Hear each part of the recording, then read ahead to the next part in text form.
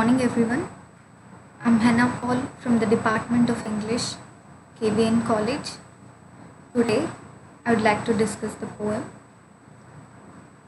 prescribed in the third semester for degree students,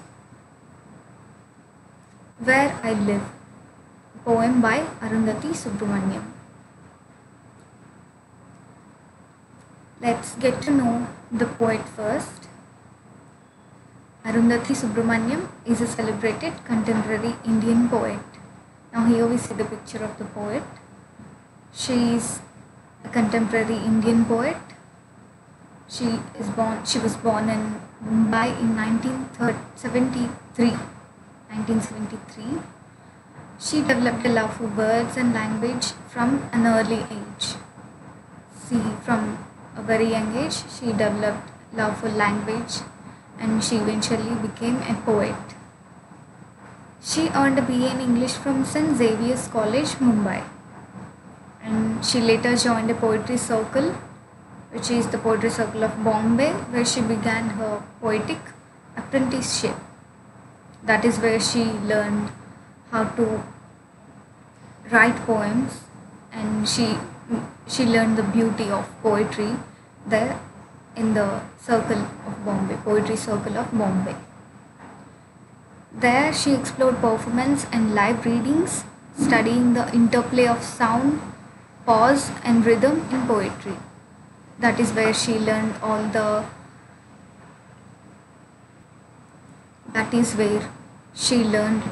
poetry. She experienced live readings of poetry there and also performances in the Poetry Circle of Bombay, right? And these experiences shaped the distinctive style for which she is known today. So, right when she started going to the Poetry Society, the Poetry Circle of Bombay, from there she learned how to write poems and the beauty of poetry, and she developed this distinctive style to herself. And here in this prescribed poem also, Where I Live, we can see her poetic style.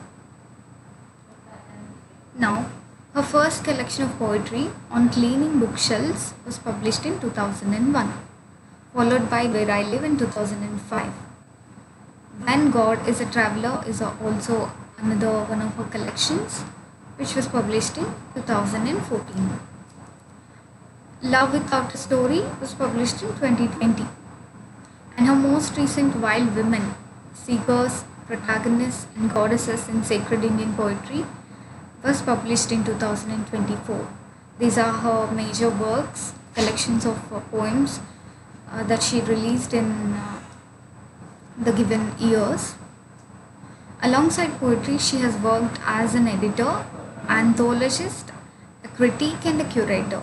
She was not just a poet, she also worked as an anthologist. She edited writings in poetry, and she was also a curator and a critic. Critics usually read the works of art and they state their opinions about the given works of art, right? She also critiqued some others' poems and writings. And Subramaniam has received various awards, including the Raza Award for Poetry in 2009 for Mystic Kalinga Literary Award. She received Mystic Kalinga Literary Award in 2017 and Charles Wallace Fellowship at the University of Stirling 2003. These are the awards she received in subsequent years. And her collection, When God is a Traveler, was shortlisted for the T.S. Eliot Prize in 2014. Now, the T.S. Eliot Prize is a prestigious English award or a prize given in name of T.S. Eliot. T.S. Eliot is a famous English writer and poet. One of his greatest works is The Wasteland, a poem which has many allusions to it, right? So now let us know a little bit more about the poet.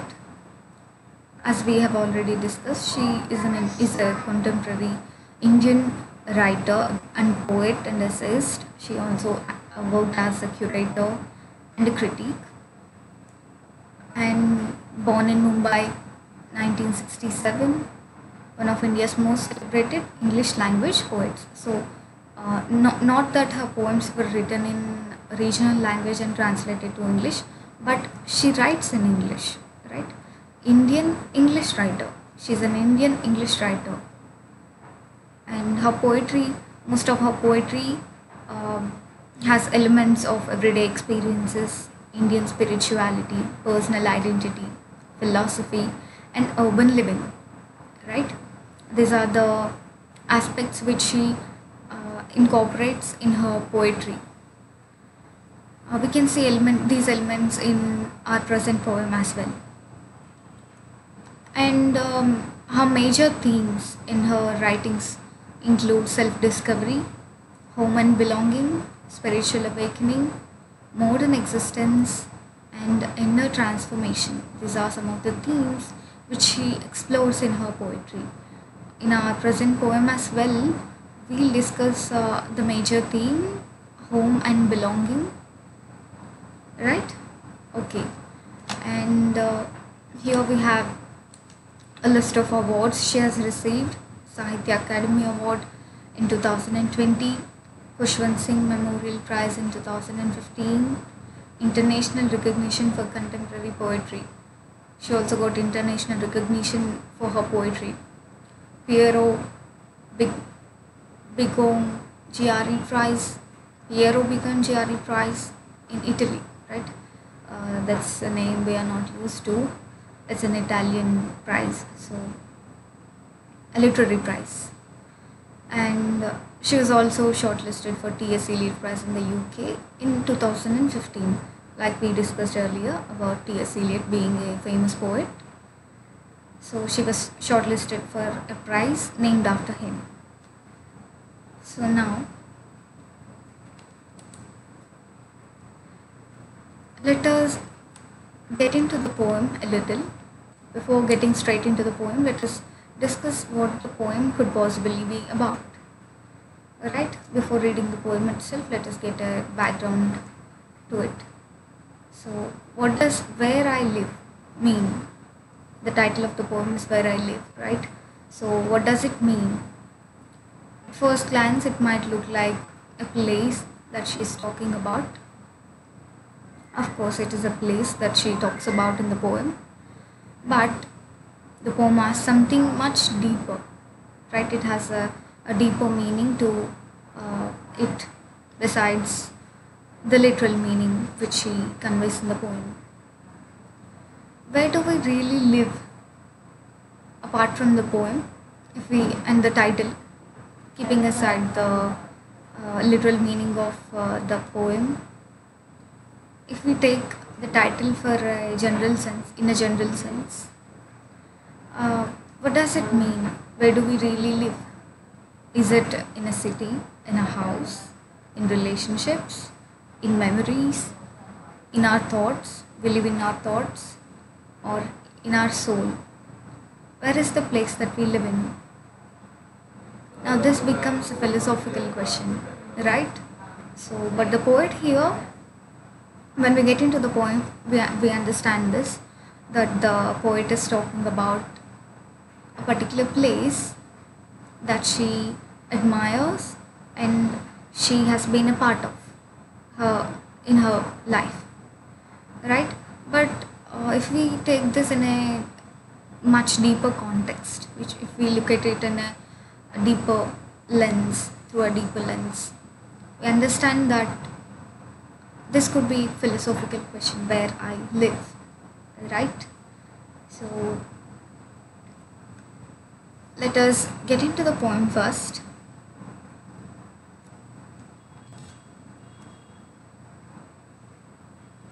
And yeah, here is the book where the poem is taken from which the poem is taken, Where I Live, new and selected poems, right? A collection of poems by Arundhati Subramaniam. This is the cover picture of the book from which this poem has been extracted, right? And here we have a statement given by Arundhati Subramaniam. She says, Bombay is the city that I live in, the city that I love, and the city that I love to hate. A challenging, exasperating, crazy city. Don't try to understand the poem. Just let the poem happen. This is the way Bombay happens to me. So, this is an extraction from one of her interviews, and she gives this statement. And from this, we understand that she lives in Mumbai, right? Bombay, formerly Bombay, now, right? So she is a citizen of the city Mumbai. Now let's get into the poem. Now here is the poem. Where I live. Let's just go through the poem once. I live on a wedge of land reclaimed from a tired ocean somewhere at the edge of the universe. Greetings from the city of L'Oreal sunsets and diesel afternoons, deciduous with concrete, botoxed with vanity. City of septic magenta hair clips, of garrulous sewers and tight-lipped tabs, of 80s film tunes buzzing near the left temple, of frightening TV soaps and monsoon melodramas.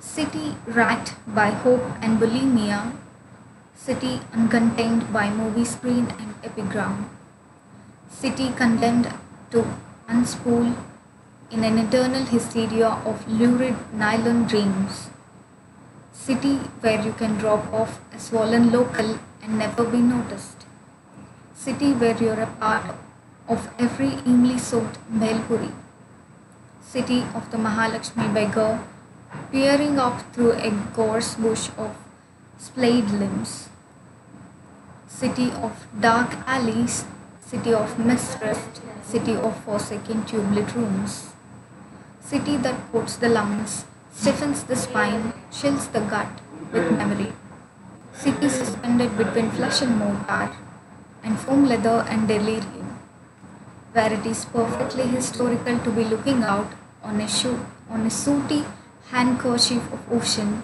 searching for God. So that's the poem. So now let's try to understand the poem a bit. So now, as we went through the poem, we understood that it's about a place that she's talking about. Now, as we mentioned earlier, Subramaniam lives in Mumbai, right? And also from the description, also from the poem itself, we can understand that she's talking about Mumbai.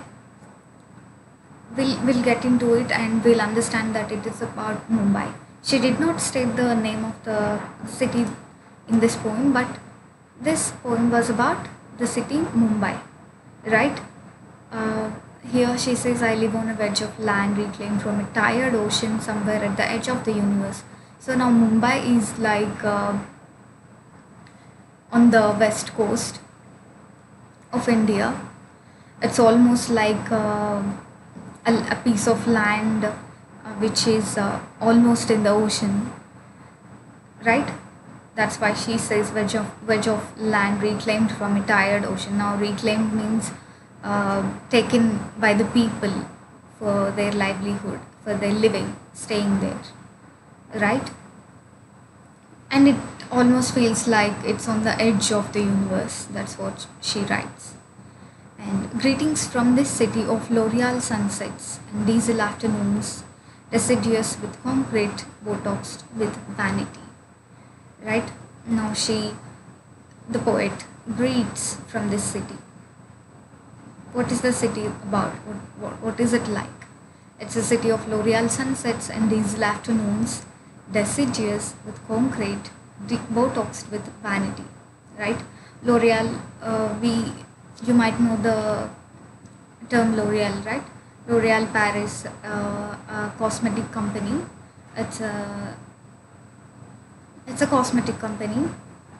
So now here she talks about it, uh, implying that it's a city of cosmetic products and all such things, artificial stuff, right? And deciduous with concrete, botoxed with vanity. Now vanity means something which is not quite necessary and is outrageously excessive in amount, attracting attention, right? Which attracts attention of the one who possesses something. Attraction attracts attention towards the person who possesses something. That something, excessive of something, is vanity. Botox with vanity means, it's a skin treatment, right? It more like a anti-aging, anti-wrinkle treatment that people get on their faces and their bodies to look younger, right? Here she implies that people want to look younger all the time, and they use cosmetic products, artificial products, which make them look younger. That's what she implies in the poem. Now, city of septic magenta hair clips, of garrulous sewers and tight-lipped taps, of 80s film tunes buzzing near the left temple, of ranting TV soaps and monsoon melodramas. So now, this city is where people are outrageously colorful, right? Where people prefer to be of high standard and turn heads towards themselves. And it's also a city of garrulous sewers and tight-lipped taps. Now, garrulous sewers are nothing but sewage canals, right? Which is drainage system. So, garrulous means excessive sounds, that which makes excessive sounds. Here we can also see the glossary. Right, here is the glossary. Garrulous, excessively talkative. Right, in this sense, garrulous sewers means sewers that make a lot of sound, right? When the water flows, they make sound, right? And of 80s film tunes buzzing near the left temple, of ranting TV soaps and monsoon melodramas. Now here, like any other city or place in India, temples are a common thing that happen in all the places, right? Especially in our country, right? So here also they have temples, but one would expect bhajanas and kirtanas and devotional songs coming from the temple. But around these temples, what we hear is in Mumbai, what we hear is 80s film tunes, film songs, and TV show sounds. Melodramas means the TV serials which people watch. All these sounds dominate the sound of the bhajanas or kirtanas coming from the temple. So it has a devotional space to it, but it is overshadowed by all the external stuff like the TV sounds and film music and all that things, right? Here we can see a picture of Mumbai street, right? It's very busy. It's full of people doing all sorts of purchases and exchanges, and we see a lot of taxis, and it's quite polluted.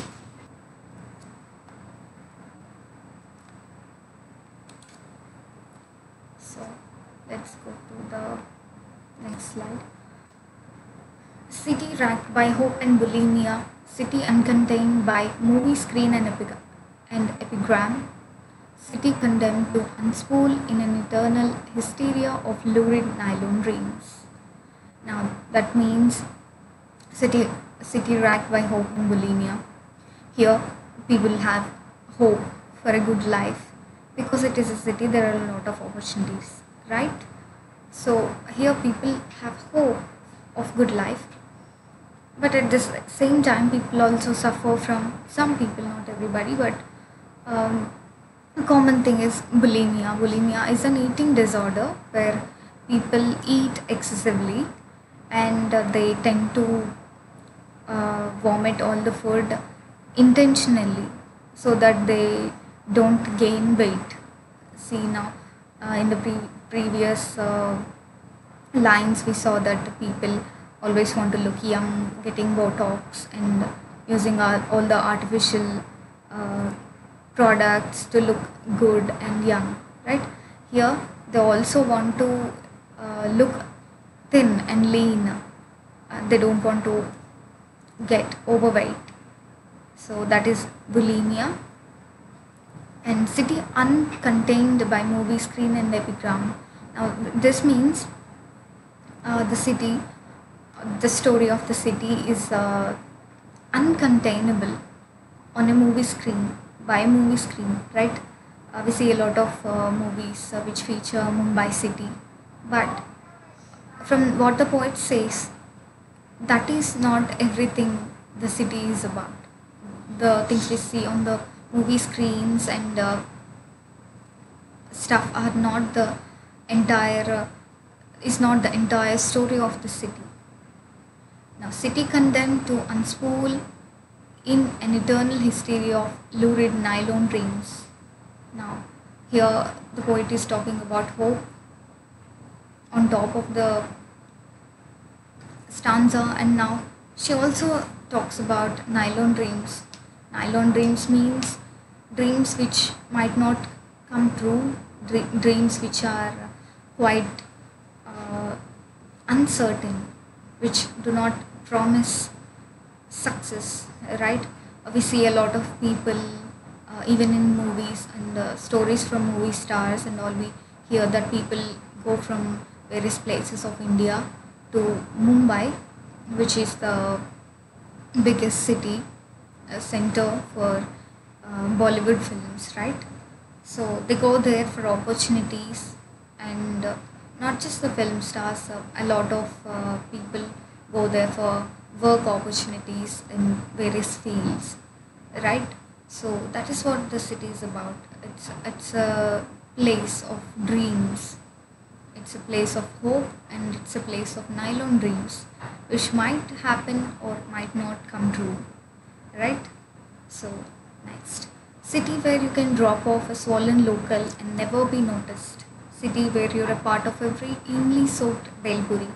Now, so here a swollen local means a dead person basically. So we hear stories about the Mumbai city, right? So that's what she's talking about. Where it's a city where you can drop off a dead person on the roads and not be noticed for what you did, do a crime and get away with it in the midst of a street when everybody is watching, because people are so busy, they don't have time to observe all these things and to respond for all these things. And city where you're a part of every evenly soaked belpuri, right? So this is a picture of belpuri we have at the bottom of the screen. So that is a kind of a snack dish, a street snack dish that's found everywhere around the city. So she's talking about this a local cultural thing.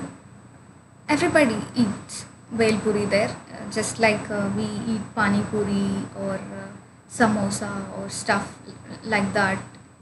So they eat belpuri there, and every evenly soaked belpuri means you're a part of everything in the city, right? And that's what she talks about. Everybody eat velpuri, right? Like rich or poor and all sorts of people. That's what she's talking about. It's a city where you're a part of everybody's community, yet you don't become a part of things like a murder or a witness for being a witness for a murder, or going to courts and testifying about the things we have seen, even if they are outrageously unacceptable, right? And city of Mahalakshmi beggar peering up through a gorse bush of splayed limbs. That means, now Mahalakshmi beggar means, Mahalakshmi is a famous place in Mumbai. So Mahalakshmi beggar, it's more like an oxymoron, where it's Mahalakshmi means we know that goddess of wealth, right? So beggar is a contrast word, right? Contrast to opposite to richness, poor, right? So Mahalakshmi beggar, it's an ironical term, right? So where at a place named after riches, there are poor people begging for alms, means begging for food or money, peering up through a gorse bush of splayed limbs. Maybe he might be limbless, asking for alms there. And next, city of dark alleys, city of mistrust, city of forsaken tubelit rooms, which means she says that Mumbai is a city where there are a lot of dark alleys. Alleys means roads having dead ends, dark roads and routes. City of mistrust, where people do not trust each other that easily because it is that dangerous, right? A lot of things happen here and there in Mumbai, so people don't trust each other so easily. It's a city where people don't trust each other easily. And city of forsaken tubelit rooms, city of empty rooms with lights in them, right?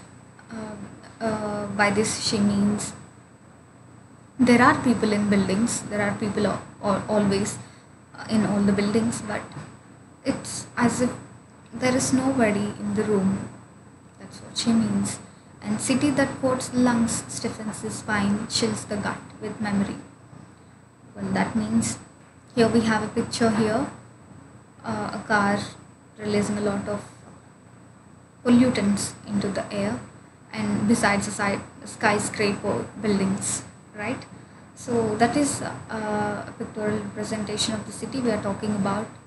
A lot of pollution, which coats the lungs, city that coats the lungs, which means people inhale all the gas and impurities, and their lungs get polluted, and stiffens the spine, chills the gut with memory. Now this is a city which makes people very stiff-spined, not having flexibility, which means not in a literal sense but metaphorically. It means people are very stiff, and they are very firm. They are not easily touched by emotional things or stuff like that and all. Chills the gut with memory means a lot of things happen in Mumbai, and you have to live with all the things happening around you, all the dangerous things happening around you, the drugs, the killings, the police running here and there, the thefts, and all such things happen very excessively, and they fill your memory, and you have to live with that memory, which twists your guts and innards, right? Still you have to live there because you are a citizen of that city. You live there, right? And city suspended between flesh and mortar, and foam, leather, and delirium, right? So flesh and mortar, suspended between flesh and mortar means flesh is our human body, and mortar is actually a kitchen stoneware in which you make chutneys and such things, right? Mortar and pestle are used to make chutneys, crush certain things in the kitchen, right? So that's the kind of life people will be living in Mumbai, right? Crushed between the things the city happens to give them, provide them. Foam, leather, and delirium. So now here, let's go into the glossary for a second. So here, the mortar, material used to bind bricks and stones in construction. Okay, so a mortar also means the material used to bind bricks and stones in construction. Not only this is the literal sense which was spoken of in the poem. And mortar is also the mortar and pestle which I mentioned earlier. That is an extensive understanding of the poem, and here it is the cement concrete mixture which is used in constructions, right? Which means people, flesh means people, and mortar is the mixture, buildings in a sense, attached together and live together, which means people get attached to the places where they stay and the buildings in which they stay, and that is the only place they stay at.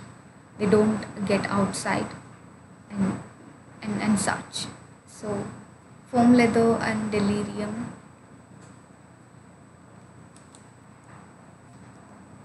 Foam, leather, and delirium, meaning delirium is a state of mind where people don't completely comprehend what's happening around them, a disturbed state of mind.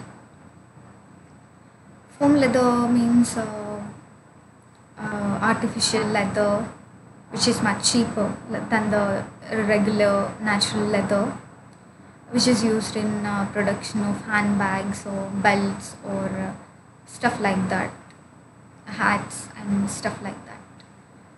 So people are only looking at the material possessions which are artificial and cheap, because it's a city where rich and poor live together. They happen to have all sorts of things which are accessible to everybody, right? So foam, leather, and delirium, it's a disturbed state of mind, could be because of just the things, regular things happening around them, or could be drugs and substances people sometimes take which make them into delusional beings, right? And where it is perfectly historical to be looking out on a sooty handkerchief of ocean searching for God, which means here people on the seashore happen to gather together for spiritual awakening and meditations and stuff. But they overlook the fact that the city, the sea on the shore of the city is completely covered in soot, which means it's very polluted. They completely ignore the fact that it is polluted, but just beside that sooty sea surface, they worship God and they search for God and do all sorts of spiritual things. See, that's what she's talking about. People searching for God instead of really caring about what God has given them. The sea is a thing God has given them, right? So instead of taking care of the thing, instead of not making polluted, they search for God right beside the polluted area, right? What an irony, right? So that's what the poem is about. And this is the glossary which you can go through, which I have already mentioned while explaining the poem, right? Here is the glossary, you can take a look.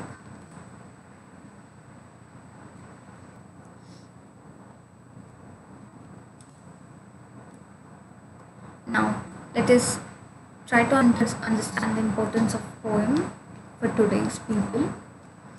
Today's generation often changes cities, colleges, jobs, and countries, and many people ask, where do I belong? The poem reminds us, belonging begins within. Now, the poet was talking about the city Mumbai in a literal sense, but if we have a deeper look at the poem, we get a philosophical question. Where is the place I live in? What is the place? Is it home? What makes it my home? Where do I belong? All these questions pop up when we have a philosophical view at the poem, right? And the contemporary relevance, migration, mental health, identity crisis, global citizenship, and personal growth. These are the aspects of relevance. From this poem, we can apply to our own lives, right? In this poem, we talked about mental health also, right? The gut-wrenching stuff that happen around the city, and people becoming delusional and stuff, right? And identity crisis. Do I belong here? I do belong here, but do the people that belong to the place really take that for their home? That is a question, right? And personal growth as well, right? People go there for a lot of opportunities, searching for a lot of opportunities, and also people who were born there and raised there also live there, right? So it's about the personal growth journey of the poet as well, and also the people of the city, right? So that is what the poem is about. And the key takeaways include, home is more than a building, right? Home is not just a building you live in, but a space where you have security and a sense of belonging. Identity develops from within, right? And the poem combines philosophy with everyday life, like we discussed earlier. Self-awareness leads to belonging.